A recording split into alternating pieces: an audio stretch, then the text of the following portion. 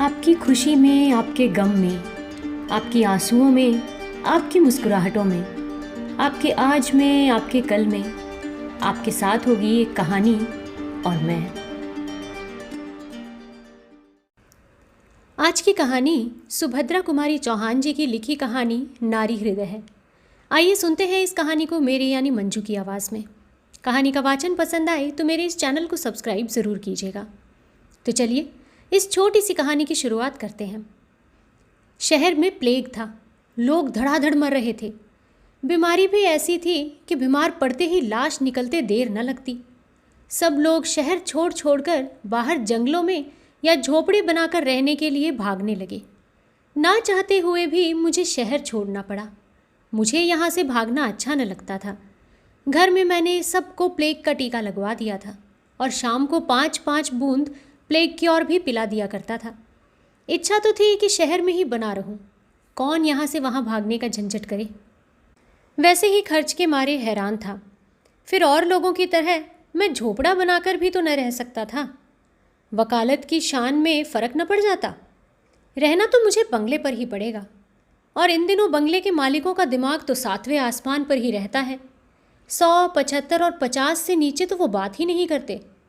फिर आजकल की आमदनी में किराए का कम से कम 50 रुपये माहवारी ही रख लो तो 4 महीने में 200 हो जाते हैं। मुश्किल ही समझो, पर करता क्या। अपने प्रयत्न भर तो मैंने शहर में ही रह आने की कोशिश की, पर मेरी पत्नी ने न माना। उसने जब तक मैं मकान बदलकर बंगले पर रहने न चला गया मेरा खाना पीना और सोना हराम कर दिया। उसकी ज़रा सी बच्ची थी जिसके लिए वो इतनी व्याकुल रहती थी जैसे सारे शहर भर का प्लेग उसी पर फट पड़ेगा। कचहरी की छुट्टी थी। मैं अपने ऑफिस वाले कमरे में एक नौकर की सहायता से अपनी कानूनी की किताबें जमा रहा था। कमरे में कई अलमारियां थीं। मैं उन्हें साफ करवा के वहाँ अपनी पुस्तकें और अन्य वस्तुएं तरतीबवार रखना चाहता था। उन अलमारियों से रद्दी कागज़ों के साथ एक लिफाफा भी वज़न से ज़रा भारी होने के कारण खट से नीचे गिर पड़ा। मैंने उसे गिरते हुए देखा, किंतु उदासीन भाव से फिर अपने काम में लग गया। मैं कमरे से बाहर जाने लगा। लिफाफा फिर पैरों से टकरा गया। इस बार मैंने उसे उठा लिया। उठाकर देखा तो उस पर किसी का पता तो ना था, पर वो मजबूत डोर से कसकर बांधा गया था और मैंने जेब में उसे रख लिया। दिन भर कार्य की अधिकता के कारण मुझे उसकी याद नहीं रही। शाम को जब मैं भोजन करके लेटा तो क्रम क्रम से दिन भर की घटनाओं पर विचार करने लगा। एकाएक मुझे उस लिफाफे की याद आ गई। मैंने बिस्तर से उठकर कोट की जेब से लिफाफा निकाला और कैंची से धागे को काटकर सावधानी से खोला। देखा तो उसमें किसी स्त्री के लिखे हुए कुछ पत्र थे। उत्सुकता और बढ़ी। मैंने उन पत्रों को तारीखवार पढ़ना शुरू कर दिया। पहला पत्र कुछ इस प्रकार था। शांति सरोवर, 1 सितंबर 1931। मेरे देवता, मुझे मालूम है कि आप मुझसे नाराज़ हैं। थोड़ा भी नहीं, बहुत अधिक। यहाँ तक कि आप 2 अक्षर लिखकर अपना कुशल समाचार देना भी उचित नहीं समझते। आपकी इस नाराज़गी का कारण भी मुझसे छिपा नहीं है। मैं ही जानती हूँ कि किन परिस्थितियों में पड़कर मैं आपकी आज्ञा का उल्लंघन कर रही हूँ। यदि आप मेरे स्थान पर होते तो आप भी वही करते जो मैं करती हूँ। अंत में मैं आपसे यही निवेदन करती हूँ कि आप मुझसे नाराज़ न हो। अपने कुशल समाचार का पत्र भेजकर अनुग्रहित करें। आपकी ही प्रमिला। इसके बाद पत्र नंबर 2, शांति सरोवर, 10 सितंबर 1931। मेरे सर्वस्व, उस दिन पत्र भेजकर कई दिनों तक उत्तर की प्रतीक्षा करती रही, किंतु आज तक आपका एक भी पत्र नहीं मिला। उत्सुक नेत्रों से रोज़ पोस्टमैन की राह देखती हूँ।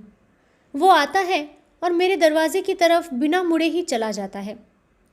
सबके पास चिट्ठियाँ आती हैं, परंतु मेरे पत्थर के देवता, आप न पसीजे। आपके पत्र एक भी ना आए। न जाने कितने तरह के विचार आपके दिमाग में आते और जाते होंगे और आप न जाने क्या क्या सोच रहे होंगे। कदाचित आप सोचते हो कि मैं बड़ी अकृतज्ञ, मूर्ख और अभिमानिनी हूँ। जिन लोगों ने मेरे साथ इतनी भलाई की, मुझे सराखों पर रखा, उन्हीं के साथ कृतज्ञता कर रही हूँ। यही है ना? किंतु मैं क्या करूँ? मैं परवश हूँ। पत्र में कुछ लिख नहीं सकती। यदि आप कभी मुझसे मिलने का कष्ट करेंगे, अपने चरणों में दर्शन का सौभाग्य देंगे, तब मैं आपके चरणों पर सर रखकर आपको समझा दूंगी, आपको बतला दूंगी कि मैं अपराधिनी नहीं हूँ। तब आप जान सकेंगे कि मैं कितनी विवश और कितनी निरुपाय हूँ। नाराज़ तो उसी से हुआ जाता है ना जो नाराज़गी सह सके, किंतु आप नाराज़ हैं मुझसे, जो न जाने कितने मील की दूरी पर है, जो हर प्रकार से विवश है, जिसे आपको छूने तक का अधिकार नहीं, जो केवल आपकी कृपा दृष्टि की भिखारिन है। आहा, यदि आप मेरी विवशता का कुछ भी अनुभव करते। आप मुझसे हंसकर बात करते हैं, मैं हंस देती हूँ, अपने को धन्य समझती हूँ। कल से आप मुझसे बात ही नहीं करना चाहें तो मैं आपका क्या कर सकती हूँ? मुझे क्या अधिकार है सिवाय इसके कि कलेजे पर पत्थर रखकर सब कुछ चुपचाप सह लूँ। मैं खुलकर रो भी तो नहीं सकती, मुझे इतना भी तो अधिकार नहीं है।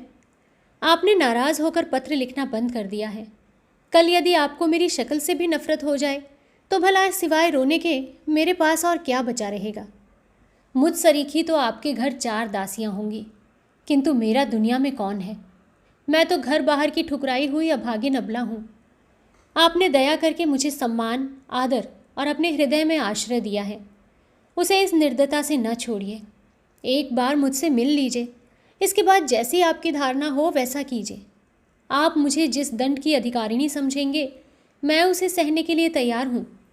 आप मुझे अपने चरणों से दूर कर देंगे तो भी मैं आपकी ही रहूँगी, समाज की आंखों में नहीं, अपनी और परमात्मा की आंखों में।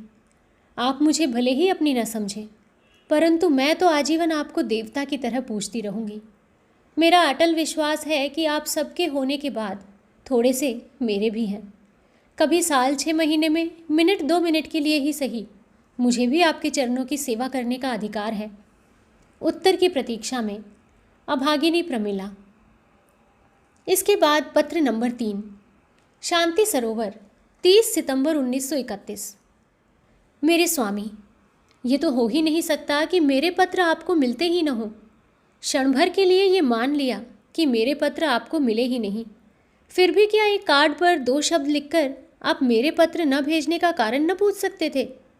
खैर, आप अपनी मनमानी कर लीजिए, मैं हूँ भी इसी योग्य। कहा भी गया है, जैसा देव वैसी पूजा। आपने मुझे ठुकरा कर, मेरी अवहेलना करके उचित ही किया है। इसमें मैं आपको दोष कैसे दूँ? जिसका जन्म ही अपमान, अवहेलना और अनादर सहने के लिए हुआ हो, वो उससे अधिक अच्छी वस्तु की आशा ही क्यों करे? अपने आप को भूल गई थी, आज मेरी आंखें खुल गईं, मुझे अपनी थाह मिल गई, मेरी समझ में आ गया कि मैं कहाँ हूँ। परमात्मा ने स्त्री जाति के हृदय में इतना विश्वास, इतनी कोमलता और इतना प्रेम शायद इसीलिए भर दिया है कि वो पग पग पर ठुकराई जाए। जिस देवता के चरणों पर हम अपना सर्वस्व चढ़ाकर केवल उसकी कृपा दृष्टि की भिखारन बनती हैं, वो हमारी तरफ आंखें उठाकर देखने में अपना अपमान समझता है। माना कि मैं समाज की आंखों में आपकी कोई नहीं हूँ, किंतु एक बार अपना हृदय तो टटोलिए और सच बतलाइए, क्या मैं आपकी कोई नहीं हूँ? समाज के सामने अग्नि की साक्षी देकर हम विवाह सूत्र में अवश्य नहीं बंधे, किंतु शिवजी की मूर्ति के सामने भगवान शंकर को साक्षी बनाकर क्या आपने मुझे नहीं अपनाया था? ये बात गलत तो नहीं है। मैं जानती हूँ कि आप यदि मुझसे बिल्कुल न बोलना चाहें तब भी मैं आपका कुछ नहीं कर सकती। यदि किसी से कुछ कहने भी जाऊँ तो सिवाय अपमान और तिरस्कार के मुझे क्या मिलेगा? आपको तो कोई कुछ नहीं कहेगा, आप फिर भी समाज में सिर ऊंचा करके बैठ सकेंगे, किंतु मेरे लिए कौन सा स्थान रहेगा? अभी रूखा सूखा टुकड़ा खाकर जहाँ रात को सोई रहती हूँ, फिर वहाँ से भी ठोकर मारकर निकाल दी जाऊँगी, और उसके बाद गली गली की भिखारिन बन जाने के अतिरिक्त मेरे पास दूसरा क्या साधन बचेगा? संभव है आप मुझे दुराचारिणी या पापिन समझते हो, और इसीलिए बहुत सोच विचार के बाद आपने मुझसे संबंध त्याग में ही कुशलता समझी हो और पत्र लिखना भी बंद कर दिया हो। खैर, आप मुझे कुछ भी समझें, परमात्मा ऊपर से देखता है कि मैं क्या हूँ, दुराचारिणी हूँ या नहीं, पापिन हूँ या क्या, इसका साक्षी तो ईश्वर ही है। मैं अपने मुंह से अपनी सफाई क्या दूँ? अब केवल यही प्रार्थना है कि मुझे क्षमा करें, मेरी त्रुटियों पर ध्यान न दें और कृपा करके मेरे पत्र का कोई उत्तर भी न दें, क्योंकि अब आपका पत्र पढ़ने के लिए शायद मैं संसार में भी ना रहूं। अभागिनी प्रमिला। पत्र पढ़कर मैंने एक ठंडी सांस ली और करवट बदली। देखा, न जाने कब से मेरी स्त्री सुशीला मेरे सिराहने खड़ी है। मुझे देखते ही वो भागी। मैंने दौड़कर उसकी धोती पकड़ ली और उसे पलंग तक खींच लाया। उसे जबरन पलंग पर बैठाकर मैंने पूछा, तुम भागी क्यों जा रही थी? तुम बड़े कठोर हो, उसने मुंह फेरे फेरे ही उत्तर दिया। क्यों? मैंने उसका मुंह अपनी तरफ फेरते हुए पूछा। मैं कठोर कैसे हूँ? अपनी आंखों के आंसू पोंछती हुई वो बोली, यदि तुम निभा नहीं सकते थे तो उस बेचारी को इस रास्ते पर घसीटा ही क्यों? मुझे हंसी आ गई। हालांकि प्रमिला के पत्रों को पढ़ने के बाद मेरे हृदय में भी एक प्रकार का दर्द सा हो रहा था। मुझे स्त्रियों की असहायता, उनकी विवशता और उनके कष्टों से बड़ी तीव्र मार्मिक पीड़ा सी हो रही थी। मैंने किंचित मुस्कुरा कर कहा, पगली, ये पत्र मेरे लिए नहीं लिखे गए। उसकी भवें तन गईं। बोली, तो भला छिपाते क्यों हो? मैं क्या बुरा मानती हूँ? बुरा मानती ज़रूर, यदि मैं प्रमिला के पत्र न पढ़ चुकी होती। पत्र पढ़ने के बाद तो मुझे उस पर क्रोध के बदले दया ही आती है। यदि तुम मुझे उसका पता बता दो तो मैं स्वयं उसे यहाँ लिवा लाऊं। बेचारी का जीवन कितना दुखी है। मैंने कहा, भला मैं कभी तुमसे झूठ बोलता हूँ? ये पत्र मुझे आज इसी कोठरी में रद्दी कागज़ों में मिले हैं। जिस लिफाफे में ये बंद थे वो भी ये है, देखो। कहते हुए मैंने लिफाफा उठाकर सुशीला के सामने रख दिया। सुशीला ने एक बार लिफाफे की ओर और फिर मेरी ओर देखते हुए कहा, तुम ही क्या, पुरुष मात्र ही कठोर होते हैं। तो दोस्तों, आशा करती हूँ ये छोटी सी कहानी आपको पसंद ज़रूर आई होगी। कहानी एक स्त्री के बारे में है जिसका नाम निर्मला है। निर्मला को शायद उसके प्रेमी ने मंदिर में शादी करके छोड़ दिया था। इसी दुख और पीड़ा में निर्मला ने अपने उस प्रेमी को कई खत लिखे, जो रिश्ते में तो शायद उसका पति था, किंतु उसकी तरफ से एक भी पत्र का जवाब नहीं आया। ये सब जानकर निर्मला को बेहद दुख ज़रूर होता, किंतु उसकी आखिरी चिट्ठी से यही प्रतीत होता कि वो शायद अब अपना जीवन समाप्त करने की कगार पर थी। तो दोस्तों, आशा करती हूँ कहानी आपको पसंद ज़रूर आई होगी। अगर कहानी पसंद आई है तो इस कहानी के बारे में अपनी राय कमेंट्स में मुझसे साझा ज़रूर कीजिए। जल्दी ही आपके साथ फिर से मुलाकात होगी ऐसी ही एक दूसरी कहानी के साथ। तब तक आप अपना और अपने पूरे परिवार का ध्यान रखिए, खुश रहिए और स्वस्थ रहिए। नमस्कार।